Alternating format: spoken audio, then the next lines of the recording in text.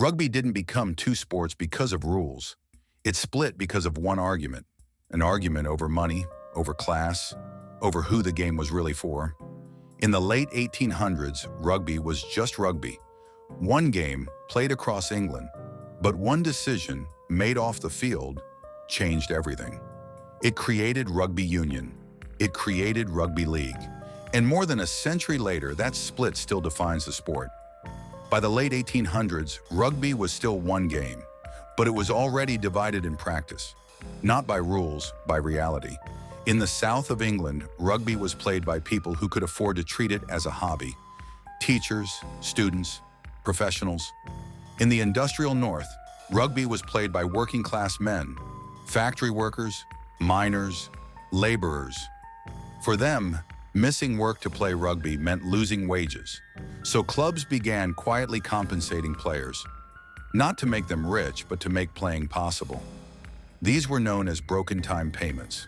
Rugby's governing body refused to allow it. They believed rugby should remain strictly amateur, played for honor, not money. But for many players, this wasn't about principles. It was about survival. In 1895, the disagreement finally reached a breaking point. 22 rugby clubs, mostly from Northern England, met in Huddersfield.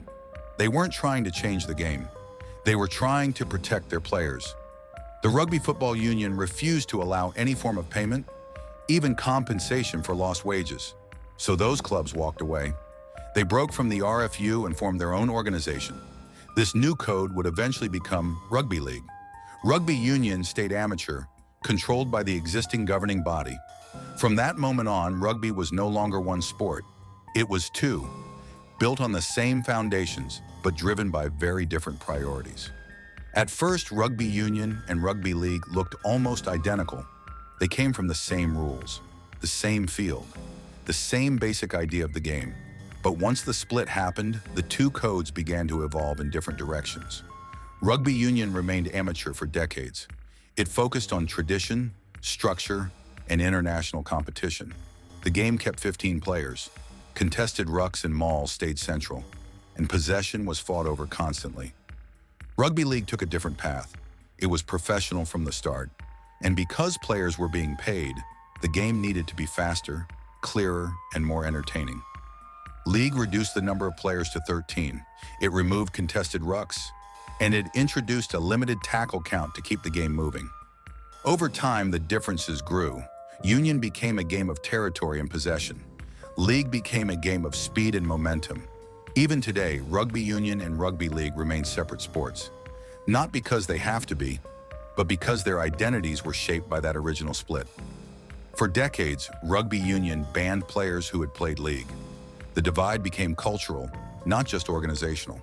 Different communities, different audiences, different values. Union eventually turned professional in 1995, but by then the damage was done. League had built its own traditions, its own fan base, its own version of the game. Today, neither code is better than the other. They're answers to different problems. Union reflects rugby's traditional roots. League reflects the need for speed, clarity, and professionalism. One game became two, not because of rules, but because of people. And that decision still defines rugby today. This is Rugby Explained.